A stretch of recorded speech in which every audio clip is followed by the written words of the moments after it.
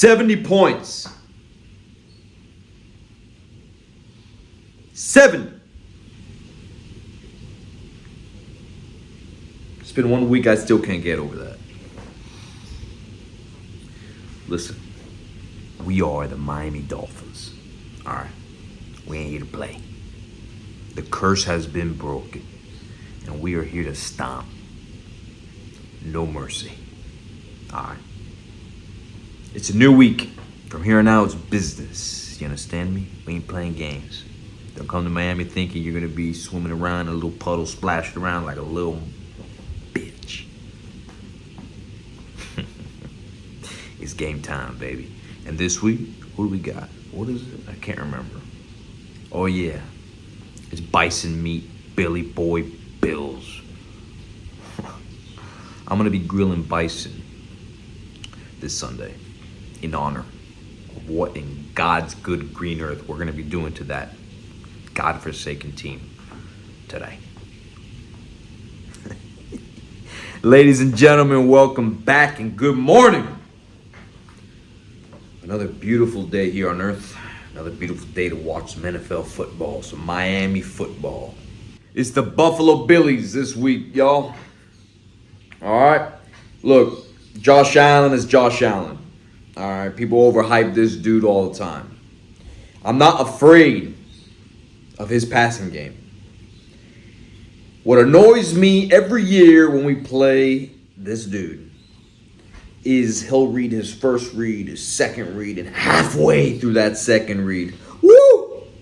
And he's off to the races. He loves to slip through the cracks. Pisses me off every time. It's going to be a matchup. It's going to be our toughest matchup yet, obviously. Our toughest defense yet, obviously. The Dolphins have the number 1 offense in the league. So this is a grand test. Let's start with the injury report. If you watched last week's episode, I said do not start Jalen Phillips. We're going to need him for the Bills game. They started Jalen Phillips. And he's injured again. And I believe he's doubtful. He didn't really do much that game against the Broncos. Did we really need him? We beat him by 70. They only scored 20. And one of them was a return. And now he's out. So I'm a little frustrated with that. But it is what it is. We've got Connor Williams, our center, is questionable with a groin injury. That man's been frustrating me, obviously, with his strange snaps. But he's the number 1 run-blocking center in the NFL, and we need him. Because I have a good feeling we're going to be running the ball. If he does not start, it's Liam Eichenberg taking his place. Personally, I think Liam can snap better, but he cannot block better. Our O-line has surprised us all this year so far, and I'm very proud to have a line like that this year. But Liam will be our weakest link. If somehow that man can drop his balls and man up and take care of that dangerous D-line that's going to be coming after Tua, it's going to be all right. We'll see. I think I'm talking to myself here. I'm trying not to get so worked up over it. And we have a few others, but the main one that I'd like to talk about is Craycraft. He's out. I think he's on injured reserve as of now. He busted his shoulder. That man has put his life on the line. One of the best blocking receivers in the NFL. Thank you for your service, Mr. River Craycraft. Now, the Bills injury report is quite lengthy. I don't like to give excuses, but their safety, Jordan Poyer, is out. So, the secondary will be slightly weaker. It's their 4 to 5 men up front that I'm a little concerned about. Here are some of the boys we're going to be looking out for. These dudes I'm going to be talking about are the guys I really want you to be paying attention to when you watch this game. Okay? Look, last week I told you Devon A-Chain was going to be lethal, dangerous. Okay, can he repeat what he did last week? I don't think it's going to be 70 points, but I think with Raheem Mostert and Devon A-Chain with Mike McDaniel's scheme, we're going to be carving him up in the run game. It's a hit or miss. This game is, you cannot bet on this game. There's too many variables at play. Their D-line's too good. Our O-line hasn't been tested this much. What are they going to do with Tyreek? All I know is that A-Chain, A-Chan, forgive me. The man cleared up his name. I like A-Chain better, but it's not my way, is it? A-Chan, I believe, is going to be a very special element to this offense. Not only in the running game, but coming out of the backfield. He's quick. Oh, he's quick. All right. My second player I want you to look out for is Jalen Waddle. All right. This dude has carved up the Bills' defense more than once. Just look at last year. All right. I really do think they're going to do their best to take out Tyreek on this game. They have to. And if they don't, what's open? All right. Now, here's what's interesting.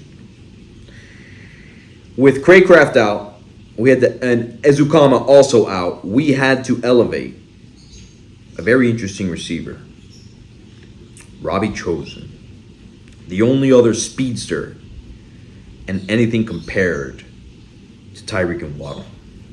Okay. By adding a third dude that can separate gaps within zone defenses, we're going to be putting up some interesting stuff. Here's a source from, I believe it's Omar Kelly. Omar said, the Dolphins have not even reached their baseline offense yet. What does that tell you? That the magic show that these dudes are putting out ain't even close to the finished product. Okay? This offense is unlimited. It's like playing a chess match. There's no game that will be the same. And with adding Robbie Chosen, the pieces just grew. This dude is just as fast, if not slightly less than these three, but equal to the threat in the deep ball and in separation and gap. So I'm very interested to see how Mike McDaniel is going to use them this game. And I think the result will have Waddle wide the hell open. If not Barrios. Don't forget, that dude's fast as hell too. So, Robbie Chosen, Devon A-Chan, and Jalen Waddle. Look out for those dudes. It's going to be a very interesting chess match between Bills and Mike McDaniel. Again, I don't like talking about this. I never do. But I must be realistic. If we had an Achilles heel, this is what it will be. The Bills' defense. Their front 5, 6, 7, beasts, animals, savages from the jungle.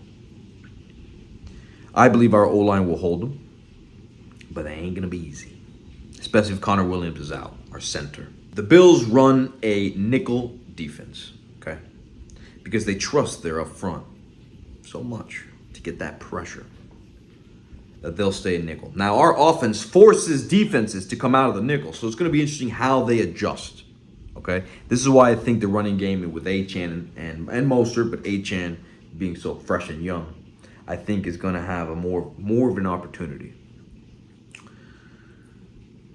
You know, the Bills' scheme on defense is usually good. And not knowing what's going to happen is killer.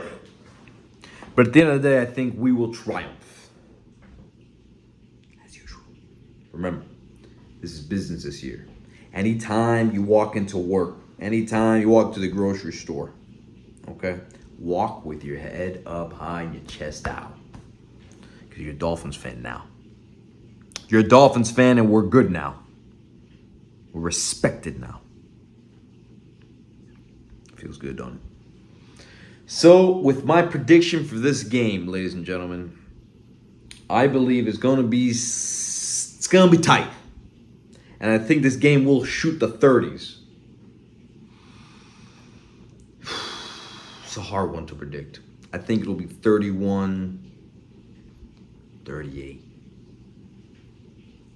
Dude, this game may hit the 40s, brother. I don't know. This is a hard one to predict. Like I said, if I were a betting man, I wouldn't bet in this game because there's so many variables at play. All right? All I know is the best offense is facing a very good defense. And this is the test that we need. All right? We want respect. We got to stomp the Bills in New York. Because next time they come to see us, it's the last game of the season. We're going to put on a show here in Miami. All right? Just be thankful they ain't bitching about the sun this time. All right, ladies and gentlemen, that concludes this episode. Sunday morning with Uncle Jack.